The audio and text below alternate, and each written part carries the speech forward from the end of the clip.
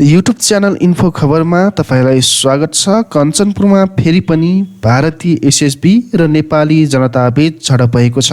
स्थानीयको आक्रोश, पटक पटकको दादागिरी गोर्खालीले एकैपटक निकाल्ला। कञ्चनपुरमा भारतीय एसएसबी सहित हुल हुज्जत नेपाल प्रवेश गरेपछि नेपाली जनतालाई ठाडो रवाब देखाएपछि नेपाल सरकार लाचार भएकै कारण सीमा क्षेत्रमा रहेका जनताहरू आक्रोशित बनेका छन्। आफ्नो मातृभूमि सुरक्षाको निमित्त ठाडै जवाब दिनु परेको छ। दर्शकवृन्द, बिहिबार पनि कञ्चनपुरको नेपाल भारत 38 नम्बरको सीमा क्षेत्रमा तेस्रो पटक भारतीय एसएसबी हुल हुज्जत सहित नेपाल प्रवेश गरेको थियो। बेलौरी नगरपालिका 8 स्थित 38 नम्बरको पिलर सहितको करिब 1200 मिटर नेपाली भूभागलाई स्ट्रिप नक्सामा आधार मानेर भारतले आफ्नो दाबी गरिरहेको छ। उनीहरू हात हतियार सहित जत्था नेपाल प्रवेश गरेको यो दृश्य हिजोको हो। सडक निर्माण कार्यमा अवरोध सिर्जना गर्न बिहिबार साँझ भारतीय एसएसबीका डिप्युटी कमान्डर सहितको टोली नेपाल प्रवेश गरेपछि सडक निर्माण कार्यमा भारतीय पक्षले बारम्बार अवरोध गरेको देखिन्छ। सीमामा रहेका जनताहरू यसको विरोधमा पनि कैयौं पटक उत्रिसकेका छन्। हिजो मात्र पनि त्यस्तै लफडा भएको थियो। सीमामा जनताले पटक पटकको दादागिरी गोर्खालीले एकै पटक निकाल्ला भनेका थिए। एसएसबीका भारतीय कमान्डरहरूलाई नेपाली जनताले हात हतियार सहित नेपाल प्रवेश गर्दा सोचेर आउनुहोला। डिप्युटी कमान्डर साहेब, स्थानीयले गोर्खाली अति सहन्छ तर अत्याचार सहँदैन, किप योर माइन्ड भनेर उनीहरूले जवाब दिएका थिए। विवाद स्थलमा नेपाल तर्फको सशस्त्र प्रहरीका डीएसपी गंगा दत्त पन्त, नेपालका नेता एवं अन्तर्राष्ट्रिय सीमा सरोकार समूह कञ्चनपुरका संयोजक पल्लवराज भट्ट, कांग्रेस क्षेत्रीय सभापति गोपी उपाध्याय सहित कैयौं सीमामा जनताहरू उत्रिएका थिए। सीमानी जनताले खबरदारी गरेसँगै न्युज 24 टेलिभिजन समेत त्यहाँ पुगेको थियो। मिडिया पुगेपछि भारतीय डिप्युटी कमान्डर सहितको टोली चुपचाप लागेर भागेका हुन्। अन्तर्राष्ट्रिय सीमा सरोकार समूहका संयोजक भट्ट भन्नुहुन्छ, भारतले दुई देश बीच सम्झौता नभएको स्ट्रिप नक्सा ल्याएर एकतर्फी रूपमा दाबी गरिरहेको छ। नेपाल भारत संयुक्त सीमा सर्वे टोलीले विक्रम सम्वत 2058 देखि 2063 सम्म कञ्चनपुर जिल्लाको स्ट्रिप नक्सा तयार गरेको थियो। उहाँका अनुसार नेपाल आन्तरिक द्वन्द्वको कारण सीमा क्षेत्रमा सुरक्षा नभएको बहानामा नेपाली नापी टोलीले भारतीय टोलीसँगै बसेर एकतर्फी रूपमा उनीहरूको दाबी अनुसार स्ट्रिप नक्सा तयार गर्यो, जुन नक्सा अनुसार नेपालको ठूलो भूभाग भारततर्फ गयो।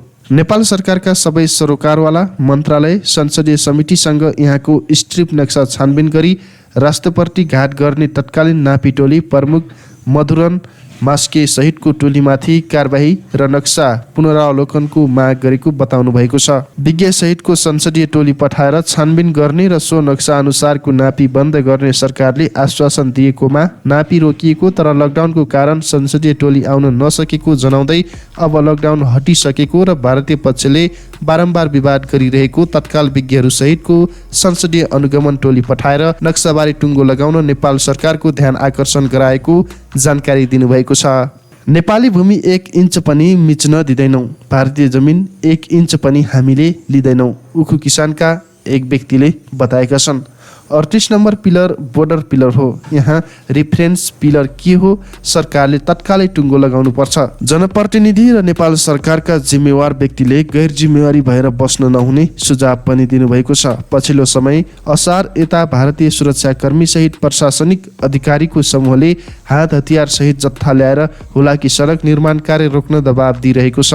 गत वर्ष ग्राभलिङ गर्दा अवरोध गरेको भारतीय पक्षले फेरि कालोपत्रीको तयारी गर्दा काममा अवरोध सिर्जना गरिरहेको छ। हुलाकी सडक निर्माण कम्पनी बाबा हंस सिद्दकीका ठेकेदारलाई भारतीय एसएसबीले गत वर्ष पनि उक्त क्षेत्रको 1200 मिटर हुलाकी सडक सहितको भूभाग आफ्नो दाबी गर्दै आएको र काम रोक्न पनि दबाब दिएको थियो। बेलौरी नगरपालिका क्षेत्रमा पनि भारतीय पक्षले नेपाली लाल पूर्जा भएको सयौं बिघा जमिन आफ्नो दाबी गरिरहेको छ। कञ्चनपुर सीमा विवादको विषयमा अनावश्यक बकेडा झिक्नुभन्दा गम्भीरतापूर्वक विगतमा तयार पारिएको स्ट्रिप नक्सा पुनरावलोकन गरी कूटनीतिक पहलबाट यसको समाधान हुनुपर्ने यहाँका विज्ञहरू बताउँछन्। तर यस्तो भने अझै पनि हुन सकेको छैन। कञ्चनपुरमा एसएसबीको दादागिरी पटक पटक देखिन थालेको छ।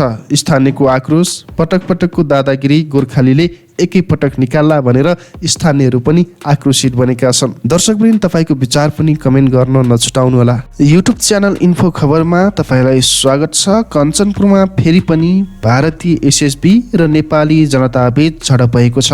स्थानीयको आक्रोश, पटक पटकको दादागिरी गोर्खालीले एकैपटक निकाल्ला। कञ्चनपुरमा भारतीय एसएसबी सहित हुल हुज्जत नेपाल प्रवेश गरेपछि नेपाली जनतालाई ठाडो रवाब देखाएपछि नेपाल सरकार लाचार भएकै कारण सीमा क्षेत्रमा रहेका जनताहरू आक्रोशित बनेका छन्। आफ्नो मातृभूमि सुरक्षाको निमित्त ठाडै जवाब दिनु परेको छ। दर्शकवृन्द, बिहिबार पनि कञ्चनपुरको नेपाल भारत 38 नम्बरको सीमा क्षेत्रमा तेस्रो पटक भारतीय एसएसबी हुल हुज्जत सहित नेपाल प्रवेश गरेको थियो। बेलौरी नगरपालिका 8 स्थित 38 नम्बरको पिलर सहितको करिब 1200 मिटर नेपाली भूभागलाई स्ट्रिप नक्सामा आधार मानेर भारतले आफ्नो दाबी गरिरहेको छ। उनीहरू हात हतियार सहित जत्था नेपाल प्रवेश गरेको यो दृश्य हिजोको हो। सडक निर्माण कार्यमा अवरोध सिर्जना गर्न बिहिबार साँझ भारतीय एसएसबी का डिप्युटी कमान्डर सहितको टोली नेपाल प्रवेश गरेपछि सडक निर्माण कार्यमा भारतीय पक्षले बारम्बार अवरोध गरेको देखिन्छ। सीमामा रहेका जनताहरू यसको विरोधमा पनि कैयौं पटक उत्रिसकेका छन्। हिजो मात्र पनि त्यस्तै लफडा भएको थियो। सीमामा जनताले पटक पटकको दादागिरी गोर्खालीले एकैपटक निकाल्ला भनेका थिए। एसएसबी का भारतीय कमान्डरहरूलाई नेपाली जनताले हात हतियार सहित नेपाल प्रवेश गर्दा सोचेर आउनुहोला। डिप्युटी कमान्डर साहेब, स्थानीयले गोर्खाली अति सहन्छ तर अत्याचार सहँदैन, किप योर माइन्ड भनेर उनीहरूले जवाब दिएका थिए। विवाद स्थलमा नेपाल तर्फको सशस्त्र प्रहरीका डीएसपी गंगा दत्त पन्त, नेपालका नेता एवं अन्तर्राष्ट्रिय सीमा सरोकार समूह कञ्चनपुरका संयोजक पल्लवराज भट्ट, कांग्रेस क्षेत्रीय सभापति गोपी उपाध्याय सहित कैयौं सीमामा जनताहरू उत्रिएका थिए। सीमानी जनताले खबरदारी गरेसँगै न्युज 24 टेलिभिजन समेत त्यहाँ पुगेको थियो। मिडिया पुगेपछि भारतीय डिप्युटी कमान्डर सहितको टोली चुपचाप लागेर भागेका हुन्। अन्तर्राष्ट्रिय सीमा सरोकार समूहका संयोजक भट्ट भन्नुहुन्छ, भारतले दुई देश बीच सम्झौता नभएको स्ट्रिप नक्सा ल्याएर एकतर्फी रूपमा दाबी गरिरहेको छ। नेपाल भारत संयुक्त सीमा सर्वे टोलीले विक्रमसम्म 2058 देखि 2063 सम्म कञ्चनपुर जिल्लाको स्ट्रिप नक्सा तयार गरेको थियो।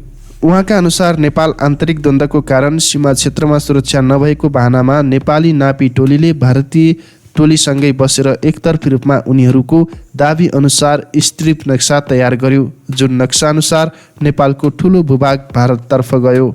नेपाल सरकारका सबै सरोकारवाला मन्त्रालय संसदीय समितिसँग यहाँको स्ट्रिप नक्सा छानबिन गरी राष्ट्रपति घाट गर्ने तत्कालीन नापी टोली प्रमुख मधुरन मास्के सहितको टोलीमाथि कारबाही र नक्सा पुनरावलोकनको माग गरेको बताउनु भएको छ। विज्ञ सहितको संसदीय टोली पठाएर छानबिन गर्ने र सो नक्सा अनुसारको नापी बन्द गर्ने सरकारले आश्वासन दिएकोमा नापी रोकिएको तर लकडाउनको कारण संसदीय टोली आउन नसकेको जनाउँदै अब लकडाउन हटिसकेको र भारतीय पक्षले बारम्बार विवाद गरिरहेको तत्काल विज्ञहरू सहितको संसदीय अनुगमन टोली पठाएर नक्साबारी टुङ्गो लगाउन नेपाल सरकारको ध्यान आकर्षण गराएको जानकारी दिनुभएको छ। नेपाली भूमि 1 इन्च पनि मिच्न दिँदैनौँ, भारतीय जमिन 1 इन्च पनि हामीले लिँदैनौँ, उखु किसानका एक व्यक्तिले बताएका छन्। 38 नम्बर पिलर बोर्डर पिलर हो। यहाँ रिफरेन्स पिलर के हो?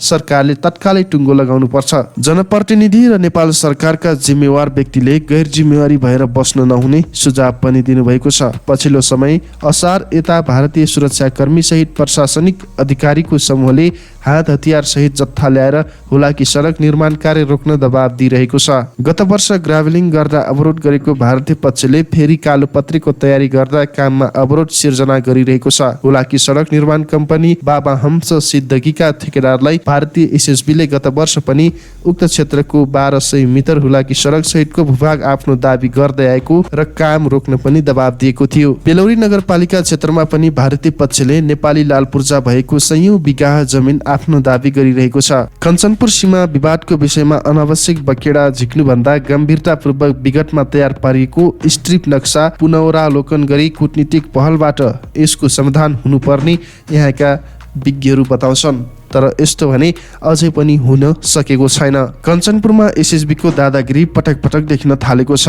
स्थानीयको आक्रोश, पटक पटकको दादागिरी गोर्खालीले एकैपटक निकाल्ला भनेर स्थानीयहरू पनि आक्रोशित बनेका छन्। दर्शकवृन्द, तपाईको विचार पनि कमेन्ट गर्न नछुटाउनुहोला।